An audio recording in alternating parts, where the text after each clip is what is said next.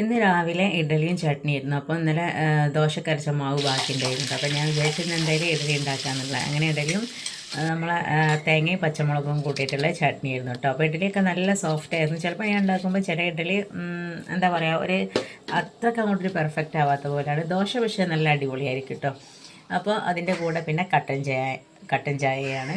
അങ്ങനെ അതൊക്കെ കഴിച്ചതിന് ശേഷം പിന്നെ രാവിലത്തെ ക്ലീനിങ് മീൻസ് രാവിലെ അടിച്ചു വാരലും എല്ലാം കൂടിയും കഴിഞ്ഞിട്ട് പിന്നെ വേഗം ചോറുണ്ടാക്കുക എന്നുള്ള ഇതാണ് കേട്ടോ.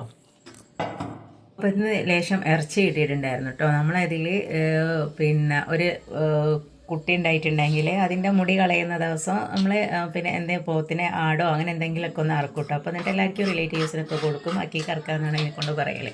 അപ്പോൾ അങ്ങനെ നമ്മളെ റിലേറ്റീവ്സിൽ ഒരു കുട്ടി ഉണ്ടായപ്പോൾ ഇങ്ങനെ അറുത്തപ്പോൾ ലക്ഷം ഇറച്ചി കൊണ്ട് തന്നെ കേട്ടോ. അപ്പോൾ ഞാൻ വിചാരിച്ചു എന്തായാലും അത് രാവിലെ വേഗം കറി വെക്കാമെന്നുള്ളതിൽ അങ്ങനെ പിന്നെ അപ്പോൾ എൻ്റെതാണെന്നുണ്ടെങ്കിൽ മല്ലി മുളകൊക്കെ തീർന്നിട്ടുണ്ടായിരുന്നു.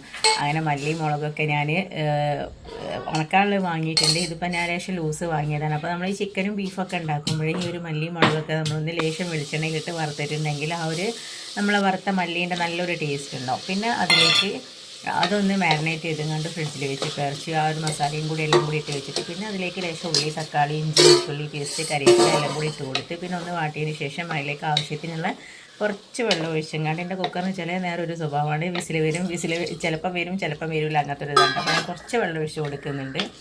അങ്ങനെ വെള്ളം ഒഴിച്ചെടുത്ത് ഒരു 8-10 വിസിലും അടിയാൻ വെച്ചിട്ടുണ്ട് കേട്ടോ. അപ്പോൾ അതിന് ശേഷം പിന്നെ കുറച്ച് മല്ലിയിലയും കൂടി വിതറി കൊടുക്കുകയാണ്.